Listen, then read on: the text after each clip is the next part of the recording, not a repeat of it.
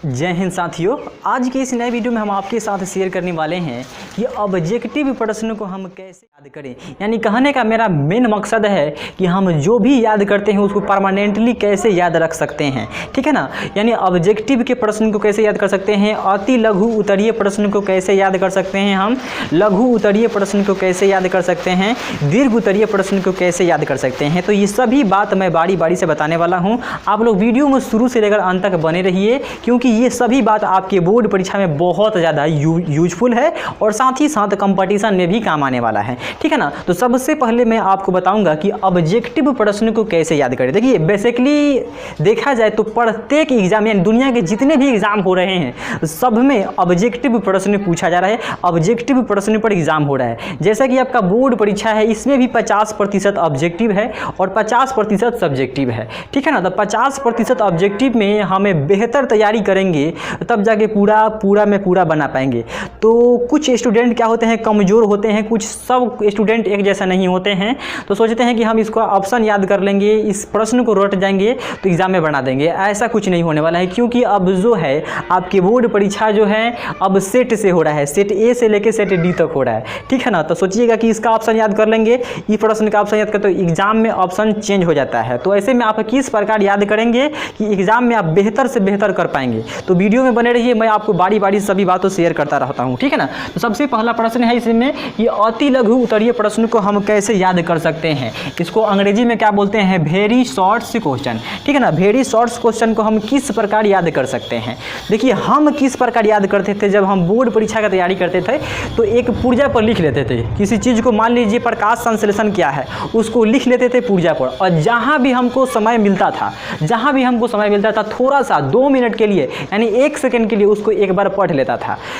किसी चीज़ को आप बार बार दोहराते रहिएगा तो वो चीज़ बार बार याद हो जाता है। जैसे कि आपका नाम है, आप ज़िंदगी में कभी अपना नाम भूलिएगा, कभी अपना नाम नहीं भूलिएगा। कारण क्या है, क्योंकि ये बार बार रिपीट हो रहा है, बार बार माइंड में जा रहा है कि आपका नाम ये है, ठीक है ना। किसी अचानक बहुत खूबसूरत जगह पर चले गए हैं तो वहाँ पर आपका जो माइंड जो है एकदम सेट हो गया है कि वहाँ पर जगह ये है, लेकिन पढ़ाई याद नहीं रहता है। कारण क्या है, हमें रिविज़न नहीं हो पाता है, हम उस चीज़ को याद नहीं कर पाते हैं। तो यही बात है, किसी चीज़ को बार बार देखिएगा, बार बार लिखिएगा, तब जाकर वो याद होगा। एक टीचर को सभी बातें क्यों याद रहती है, क्योंकि एक टीचर जो है वो आपको बार बार पढ़ा रहा है। मान लीजिए 10वीं का कोई बैच है तो उसको समझिए कि वो कितने बार पढ़ा रहा हो। तो 10 बार आप पढ़िएगा ना और टीचर एक बार पढ़ाएगा तो तब जाके बराबर होगा, ठीक है ना। तो पढ़ना और पढ़ाना में काफ़ी अंतर है, ठीक है। तो उसको क्यों याद है, क्योंकि वो बार बार रिपीट कर रहा है, एक ही चीज़ को दोहरा रहा है। जैसे कि आपका नाम हो गया, आप ज़िंदगी में अपना नाम कभी नहीं भूल सकते हैं, क्योंकि वो बार बार रिपीट हो रहा है, बार बार घर वाले आपके नाम लेके पुकार रहे हैं तो आपको वो याद है, आप नाम अपना नहीं भूल सकते हैं। ठीक उसी प्रकार पढ़ाई भी हम क्यों नहीं भूल सकते हैं, पढ़ाई भी नहीं भूल सकते हैं। क्या कारण है कि हम भूल जाते हैं, तो कारण यही है कि हम किसी चीज़ को एक बार पढ़ लिए, कल पढ़ लिए और उसको तख्ता पर सजा कर रख दिए। तो ऐसे नहीं होगा, उसको रिवीजन कीजिए, 7 दिन 21 दिन पर रिवीजन कीजिए, 1 महीना के बीच में रिवीजन कीजिए। नहीं हो सकता है तो 2 मिनट के लिए एक पूजा पर लिख लीजिए। हम अपने बोर्ड परीक्षा के समय जो भी प्रश्न था, लघु उत्तरीय प्रश्न था, दीर्घ उत्तरीय, उसको पुर्जा पर लिख लेते थे, बगली में रख लेते थे। जहाँ जाते थे थोड़ा सा समय मिलता तो एक नज़र देखेंगे, वहाँ से समझिए कि एक बार फिर से हमारा माइंड में आ गया। तो दोहरिया लेना, किसी चीज़ को दोहरिया लेना। एक बार चीज़ कोई परिभाषा है उसको 5 बार लिखिए। कितना बार, 5 बार लिखिए। देखिए उसमें से आपको कितना याद हो जा रहा है, आधा याद हो जाएगा 5 बार लिखिएगा। तो थोड़ा सा समझ के लिखिएगा तो पूरा याद हो जाएगा।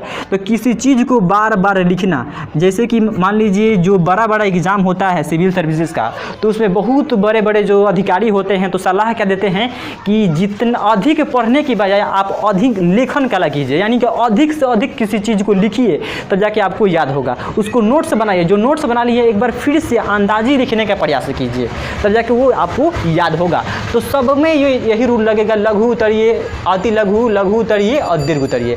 दीर्घ उत्तरीय प्रश्न को हम इस प्रकार भी याद कर सकते हैं कि किसी को सुना सकते हैं कहानी के तौर पर शॉर्ट फॉर्म में, ठीक है ना। जिसे बोलते हैं कि हम एक शॉर्ट नोट बनाएंगे, किसी चैप्टर को पढ़ लिए और पूरे चैप्टर में क्या निचोड़ है उसका एक शॉर्ट नोट तैयार कर लीजिए एक चैप्टर में कि हम क्या क्या पढ़े हैं। बस उसको एक्सप्लेन कर दीजिए अपने अंदर, पूरा बताना कोई ज़रूरी नहीं है। नहीं है, ठीक है ना। पूरा बताना कोई जरूरी नहीं, इसको एक्सप्लेन कीजिए 2-3 बार, किसी मित्र से सुनाइए या मित्र से पूछिए, तब जाके आपको याद होगा। रिपीट करना है कि ना, रिवीजन करना है।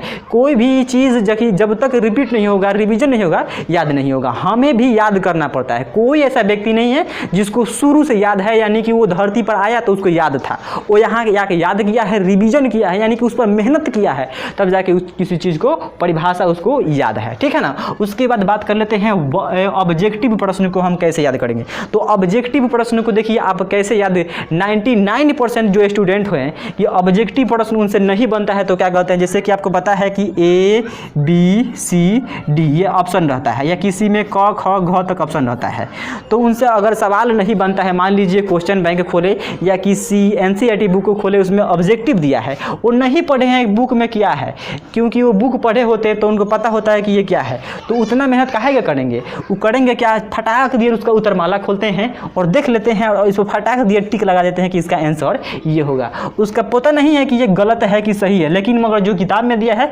उसी पर ये टिक लगा लेते हैं। तो किताब को एक बार पढ़िए। अब ऑब्जेक्टिव का युग आ गया है। ऑब्जेक्टिव में आप बेहतर कब करेंगे, जब आपको लाइन बाय लाइन कहानी की तरह याद होगा कि इसमें कहाँ कौन बात लिखा है, ठीक है ना। तो ऑब्जेक्टिव के दौर है किसी भी कहानी की तरह, किसी भी टॉपिक को कहानी की तरह आपको पढ़ना होगा लाइन बाय लाइन, ठीक है ना।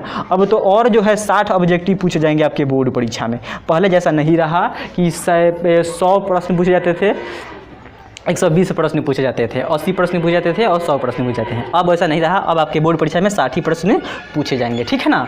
तो आपको कैसे करना है, जो इसमें है ABCD इसको आपको भूल जाना है। आपको खोजना है कि ये सही कहाँ लिखा है। जब इसको आप ढूंढिएगा तो आपका माइंड पर प्रेशर पड़ेगा कि हम इस बात को खोज रहे हैं, और जब इस पर मेहनत नहीं कीजिएगा कि याद कर लीजिएगा इसका ऑप्शन C है, फलाना का ऑप्शन D है, तो ऑप्शन बदलते रहता है, यानी इधर का उधर जाते रहता है। सोच कितना शुरू करता है, हम नाम याद कर लेंगे, अरे भाई नाम याद कर लीजिए अच्छा है, लेकिन उस चीज़ को खोजिए कि आखिर है क्या, या कहाँ से सवाल पैदा किया गया है, कहाँ से बना है, ठीक है ना। तब जाके वो आप आसानी से याद कर सकते हैं। उसके बाद है, देखिए हम लोग समझ गए कि वेरी शॉर्ट आंसर कैसे याद कर सकते हैं।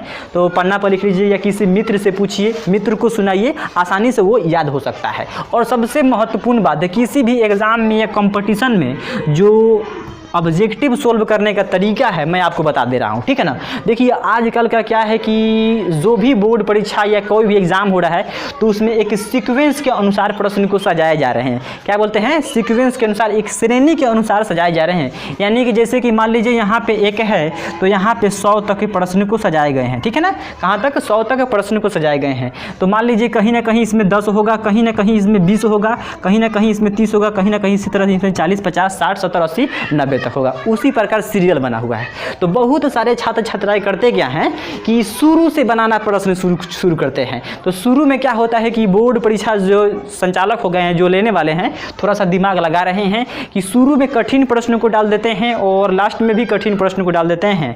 ऐसे में क्या होगा कि आपका टाइम जो है सीमित रहता है, यानी आपका टाइम सीमित रहता है और उसी टाइम के अंदर ही आपको प्रश्न सोल्व करना रहता है।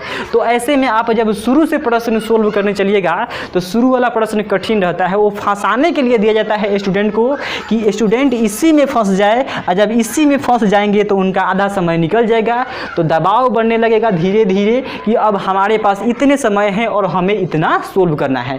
तो ये जो सीक्वेंस बना है, इस सीक्वेंस को हम तोड़ देंगे। ये कोई ज़रूरी नहीं है कि हम यहाँ से बनाएंगे, हमें जहाँ से मन करेगा, 10 से मन करेगा, 20 से मन करेगा, 25 से मन करेगा, 23 से वहाँ से बनाने का प्रयास कीजिए। और जितना बनता जाए उतना बनाइए। पहले कहा होता है कि नहीं बना, इसी को लेकर सोल्व कर रहे हैं, कोई प्रश्न है मैथमेटिक्स का बन ही नहीं रहा है, उसको छोड़ दो, पहले जो बन रहा है उस प्रश्न को सोल्व कीजिए। उसके बाद फिर से एक बार शुरू से दोहराइए कि हमें कौन कौन से प्रश्न छूटा है और कौन कौन से हम प्रश्न नहीं बन रहे। दूसरा बार हो सकता है कुछ प्रश्न बन जाता है, तीसरा बार फिर से दोहराइए, तीसरा बार भी कुछ प्रश्न बन जाएगा। लेकिन एक बार सोचिएगा कि हम एक के दिन में प्रश्न को बना देंगे तो नहीं बनेगा, एकदम मैं गारंटी लेता हूँ, क्योंकि मैं कई बार देख चुका हूँ कंपटीशन में भी और बोर्ड परीक्षा में भी 2 बार, ठीक है ना। ना, एक पहला मैट्रिक और दूसरा इंटर में भी। तो पहला जो प्रश्न करना इसको हम बनाइबे करेंगे ज़बरदस्ती तो नहीं बनेगा, अब वो कितना देर समय लगेगा तो उसको छोड़ देना है, आगे बढ़ जाना है, यानी सीक्वेंस तोड़कर आगे बढ़ जाना है। तो मैं आशा करता हूँ कि आप समझ गए होंगे कि ऑब्जेक्टिव प्रश्न को कैसे सोल्व किया जाता है और साथ ही साथ कैसे याद करेंगे। तो मान लीजिए मार्केट में जो है 20 रुपया या 30 रुपये का आता है एक रीडन पास आता है, चाहे अपना छोटा छोटा नोट्स बना लीजिए, उसी को बगली में रख लीजिए और जब जहाँ से थोड़ा सा समय मिले, आजकल क्या है कि थोड़ा सा समय मिलता है तो हम मोबाइल निकाल कर टिपने लगते हैं, मोबाइल निकाल कर देखने लगते हैं। तो क्या कीजिए, पहले तो क्या था, पहले का लोग जो था पुर्जा पर लिख लेते थे, वर्ड मीनिंग याद करना होता था और उसी को बार बार देखते थे, जब उसको समय मिलता था देख लेते थे। तो ठीक उसी प्रकार पुराने ज़माने का टेक्नोलॉजी पाइए तो मोबाइल तो है ही, तो मोबाइल है तो मोबाइल पूरे काम के लिए निकलेगा, पढ़ाई के लिए नहीं निकल सकता है। इसीलिए आप पुर्जा पर लिख लीजिए, जो भी सूत्र है या फॉर्मूला है उसको लिख लीजिए और उसी को एक बार दो बार एक नज़र या दो नज़र देखिए, आसानी से याद हो सकता है, ठीक है ना। तो लघु, अति लघु, लघु उतरिए, दीर्घ उतरिए और ऑब्जेक्टिव प्रश्न कैसे याद करेंगे ये सभी आप समझ गए हैं, ठीक है ना। तो मैं आशा करता हूं कि वीडियो जो है आपको बहुत पसंद आया होगा। अगर वीडियो पसंद आए तो वीडियो को शेयर एंड लाइक करना नहीं भूलिएगा। तब तक मिलते हैं इसके अगले वीडियो के साथ, तब तक के लिए।